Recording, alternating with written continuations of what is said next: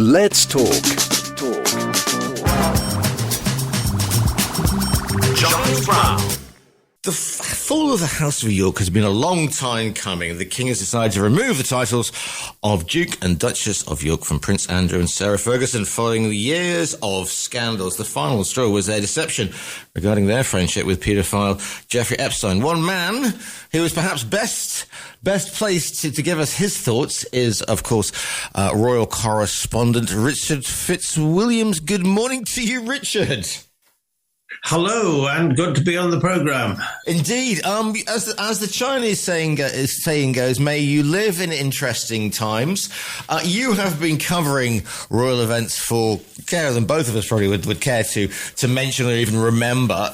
Is there a sort of inevitability in what has happened now with the former Duke of York? Is there an inevitability? I would say that this has been coming for years. I mean, Andrew stepped back as special representative for British trade because of his disastrous friendship with the deceased paedophile Jeffrey Epstein. What has sparked the current crisis, and it is a massive scandal. It is yesterday Nobody's Girl, which it was a posthumous memoir by Virginia Giuffre, was published.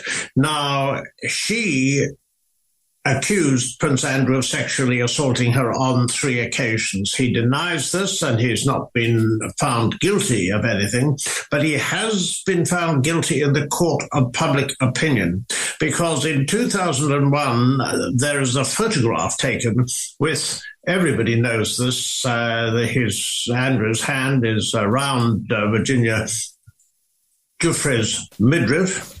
Ghislaine Maxwell, who's now a convicted child sex trafficker, is in the picture, and he has attempted to say that this might be faked, but he has never been able to explain it away. Now, an aspect of this that is very important is that the Epstein files are currently in the United States. Supposedly, there's a chance of them all being released, but only a very, very few have been released. Selective emails, however, have made it clear, firstly, that Andrew lied when on an interview on Newsnight in 2019, which he believed would clear his name. He said that he'd had nothing to do with Epstein after he'd visited him in New York in 2010. Now, we have an email that proves that he did. What the email says, firstly, was he expresses solidarity with Epstein, and then he talks about playing some more soon, whatever that might mean. There is also an email that's come about, been released about his devoted ex-wife, Sarah Ferguson, and she took £15,000. There are those who say it could have been much more from Epstein. And this was also in 2011, and swore publicly that she'd never be in contact again. In fact, an email has surfaced where she has called Epstein a supreme friend. Now, as material comes out of the United States, and as there's a great deal of debate here, precisely what should happen to Andrew. He's still a prince, and his titles, the Duke of York is in abeyance. It would take an act of parliament to remove it. Also, he's in Royal Lodge, which has been proven in the last couple of days. He spent a lot of money on it, but is there simply as a token rent. So that is the background. The question is, what happens? The book itself, Nobody's Baby, is it? That's what it's called, is it, Richard? Is it Nobody's Baby? No, but yes, it's called Nobody's Girl. Nobody's Girl, excuse me, yeah, sorry. Now, it's harrowing. Yeah, I was going to say, one of the things it does as well is it shines a light on what seems to be a group of very, very powerful and influential people who seem to think that they are above the law, that they seem to and they are dealing with the most vulnerable members. I mean, Dufresne's story, some of the stuff that Dufresne talking about here, her sexual abuse by her own father, the fact she went to Mar-a-Lago, she got a job as a masseuse. In fact, apparently only one of the people she writes glowing about is President Donald Trump. But then she falls, who she is very much in favour of. But she falls into the orbit of Epstein and Ghislaine Maxwell. But it does seem to this is very, very. There are a lot of people who are perhaps a little worried more so, about the situation that may develop as this case goes on. Prince Andrew, of course, famously or infamously paid, was it £12 million to defray as for an out-of-court settlement? Yes, the figure appears to be 12 million. What happened was that Virginia Giuffre took out a civil action against Prince Andrew in the United States, and this was money paid together with a gagging order for a year. This didn't involve Andrew in admission of any guilt. One of the problems is, of course, that he's never expressed any contrition. Of course, he denies any wrongdoing, but the point was that in last Friday, when the palace put out the statement, the palace hasn't acted for him since 2019, when he stepped down in disgrace. His HRH, Royal Highness, was in abeyance, and also he lost all his patronages. But the facts are that the statement was clearly, although he was clearly forced to make it by King Charles and also undoubtedly Prince William, but there has never been any expression either of contrition or indeed taking it to another level. He's never offered to do any charitable work, and also he hasn't helped the FBI in their inquiries to find out who else was involved, say, in Epstein's racket. And it's interesting because we go to the personality. I mean, we all think, because the thing with the royals, Richard, and you are sort of up close with them, but we assume that we know the royal family because they are, if you like, to use whatever parlance, I mean, they're our own soap opera. They're an extension of our own families because we grew up with them. And I remember when then Prince Charles became the Prince of Wales, etc. in 1969. And I think somewhere I got a mug from that. So we think we know them, but we don't.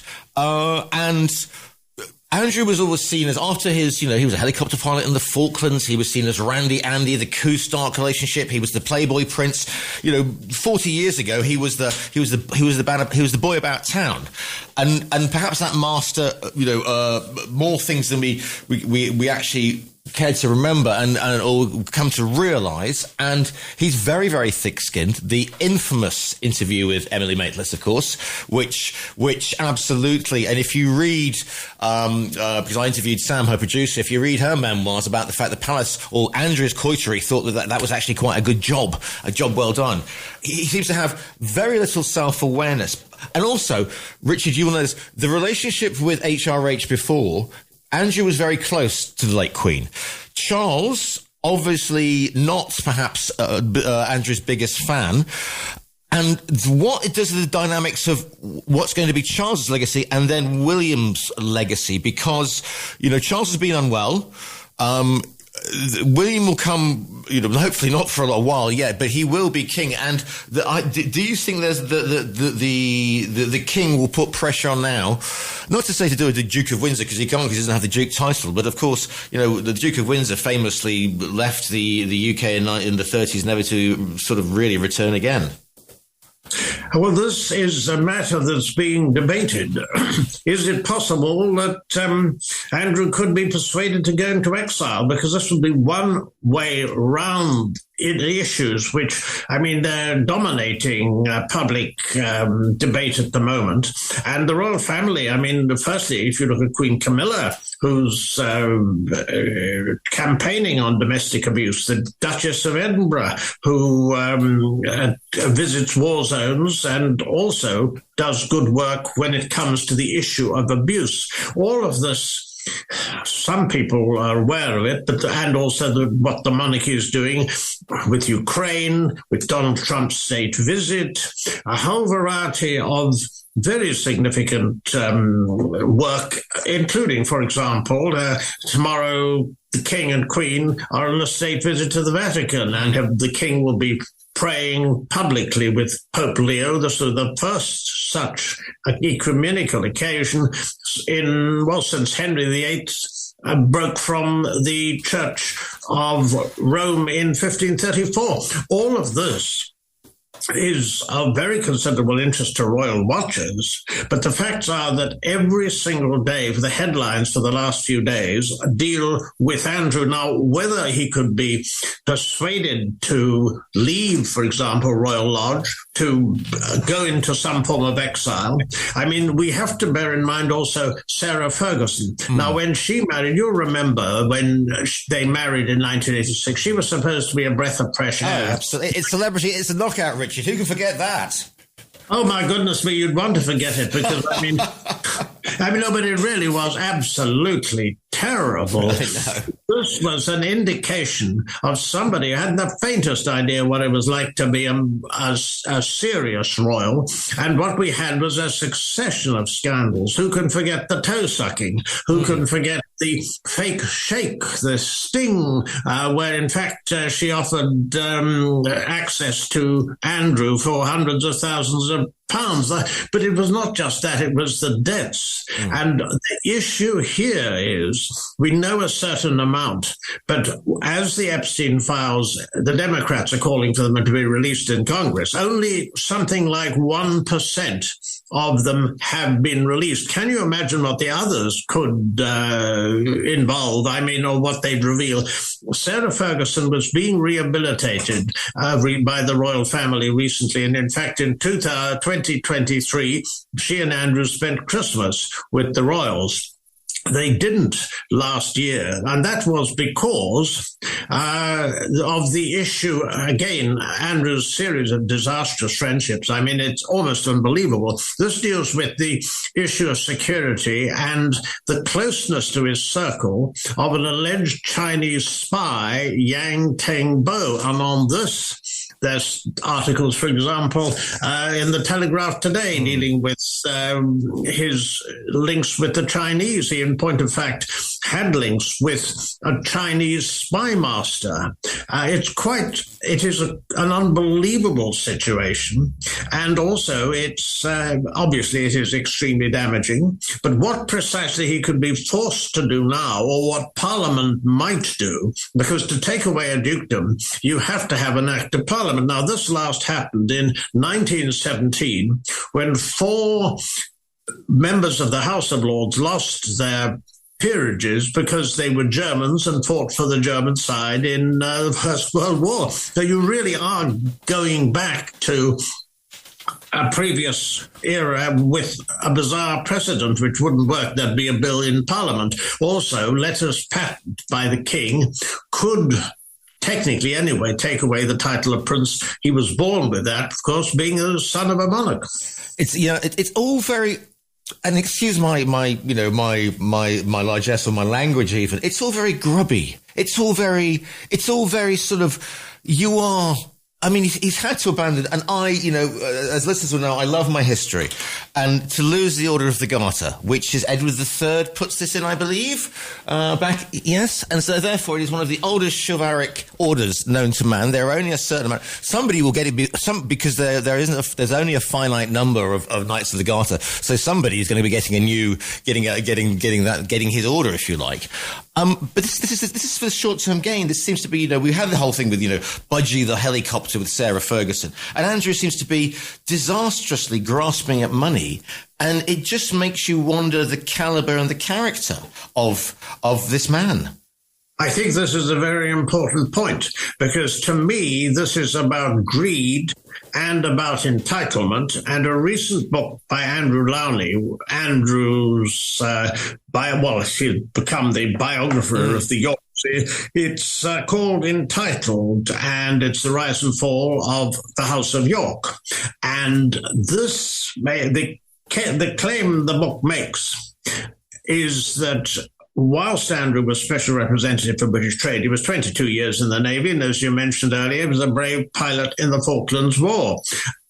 whilst that was the case, that he and Sarah Ferguson used their public roles to enrich themselves or benefit themselves privately. Now, that is the case. Legally, it's been very difficult, of course, for papers to make this case because, again, evidence, since he denies all the charges against him and continued to do so last Friday. But last Friday, this was a statement from the palace, but it was clumsily worded. You could tell that this was the person who'd been on Newsnight and who simply wasn't responsive. The point is, he simply doesn't see that I'm going back many years, John Profumo was Minister of War and involved in the Profumo scandal. You'd have thought there was no way back for him after his resignation and what happened. But charitable work over many years, people were absolutely prepared to see him rehabilitated. Here you've got someone who is or seems completely unable not only to read the public mood, but to understand the seriousness of this situation, which is doing harm to the monarchy. King Charles, of course, as we know, is battling cancer, and it must be extremely difficult for him because not only is there serious work at the royal family at a time, for example, where, President Trump's state visit was very, very significant. It's impossible. It's even conceivable. I mention this because I read of the possibility. We don't know. But it is conceivable that President Trump could, in theory, certainly could, because it's a federal offense, pardon Ghislaine Maxwell, who is the convicted child sex trafficker and, of course, was Epstein's girlfriend and participated with him in his crimes. If that happened, heaven knows what might come out. So, as I say, there's so much that we simply don't know, and almost all of it, as far as I can see, is going to be very, very damaging. Now, as you know, we are based in Spain, and there was a precedent here because the former king, Juan Carlos, when his scandals and his peccadillos were revealed and his money-taking were revealed, he maybe fell on his sword and he moved to the Gulf states, where he's got good relations, obviously, through several years of encouraging investment in Spain. And he is out of mind, sort of out of sight, out of mind. He's living very comfortably over there. Queen Sofia, of course, still does charitable works. She is in no way tainted with that brush, and she is very much a member of the Spanish royal family. One of the infantas, of course, one of the daughters. Her husband was a former Olympic handball player, was involved in corruption scandals as well, and they retired from public life in a big way. So there is a precedent to this. There is, if you like, a get-out clause, Richard. Could you see? If Andrew, Prince Andrew, was to go somewhere, I suppose a Gulf state. They would be absolutely delighted to have him. The Duke of Dubai maybe has a certain ring to it, Richard. Well, may I suggest could be Abu Dhabi, and I mention that because it has been reported that he has supposedly a residence. It's even been, to quote sources, a palace that he could use in Abu Dhabi. The problem is that it would be apparently rather hot for Sarah Ferguson. Well, I think that things are getting pretty hot for Sarah Ferguson as it is, because 7 charities have cut links with her, and also because, quite frankly, Sarah Ferguson's curious. Because what was happening, despite years of being in endless debt, and this kept coming and going. Some of the debts were paid off by the palace in the 1990s. This was endless. The book entitled lists some of her excesses. But what seems to happen in Britain, there is within the British character an admiration for someone who's able to bounce back after having been knocked down time and time again, even if she was responsible for her humiliation. And she did manage to publish large numbers of books. You mentioned earlier Budgie, the helicopter pilot, and all this sort of thing. And also she's done quite a lot for charity. But she's completely discredited now. And the problem was that taking £15,000 from Jeffrey Epstein when it became public, swearing she'd had nothing to do with him, and then sending him an email calling him a supreme friend. Well, I mean, there are those who think that she took a very great deal more than £15,000. Legally, it has not been possible to dwell too much on this, but it's entitled, and that's what Andrew Lowney believes. So she hasn't got any future here, as far as I can see. What this could mean, Richard, is though, because obviously reports coming in that Princesses Eugene and Beatrice are trying to distance themselves from their parents, which is a very difficult art because they were always seen as a very close family, even when they split. This provides Prince William, though, with the absolute... because people have been going on for decades, Richard, and you will have heard this, we need a more streamlined monarchy. We want to be looking at the Swedish example, the Danish example, the Dutch example, etc. A slimline monarchy. This should provide William with the absolute, this is the Solomon and the Gordon knot, isn't it? This is the, take the large sword and just go, here you go, bam, and I'm paraphrasing, I know, but that is a way to sever ties, to retract the royals to working royals. You mentioned, the Edinburghs, of course, who are doing sterling work as well. Nothing at all with no problem with the Cambridges either. But this could be an example. This could be the perfect opportunity to make a fresh start, Richard. But here you have a problem. Right. And that problem is, firstly, the idea of the slimline monarchy was always identified with King Charles. The point is, he doesn't ever seem to have said it. It's what the press believed that he wanted. Now, Princess Anne, who is an excellent example of the sort of royal we want, somebody who is a low profile, does good work every year, she's more engaged with any other, she said she didn't think it was practical. The reason, and you mentioned, of course, what's happening in Sweden, what's happening in Spain, what's happening in Norway, and the Netherlands, very controversial because some of those involved didn't like it, but nonetheless, the monarchies, they seem to be flourishing, but although there have been, as you mentioned, scandals, and certainly the Spanish monarchy and the Norwegian monarchy most recently involved in a great deal. But though continuing, there are fewer of them. Now, there's something about the British monarchy that is interesting because it's like become a worldwide industry. When King Charles was crowned, there were over 200 countries represented. It's an important part of British soft power, especially since British military power is so much less than it was. So, in the sense, Beatrice and Eugenie aren't working royals, but equally they do charitable work, and they've been taking on more and are still being accepted by those they've taken on. It's a very difficult balance, of course, because the Yorks are a close-knit family, and, of course, Andrew and Sarah are their parents. But equally, Beatrice was, the Pizza Express was on her birthday, the infamous Pizza Express that Andrew talked of being on Newsnight. And also they are considering that they have links, obviously, with their parents. How could they possibly distance themselves? Well, that's the public relations challenge. But I would suggest this. When Diana died so tragically in that accident in Paris, it was assumed that Prince Charles would never be able to rehabilitate Camilla Parker Bowles. He'd started, in fact, in 1996, but it was assumed it just couldn't happen. Years later, it did happen with the results we know. So never say never, but it's tremendously challenging to have members of the House of York active royals. No, I don't think so, but I do think they'll continue. Both of them, they're happily married. They've got families. They've got jobs.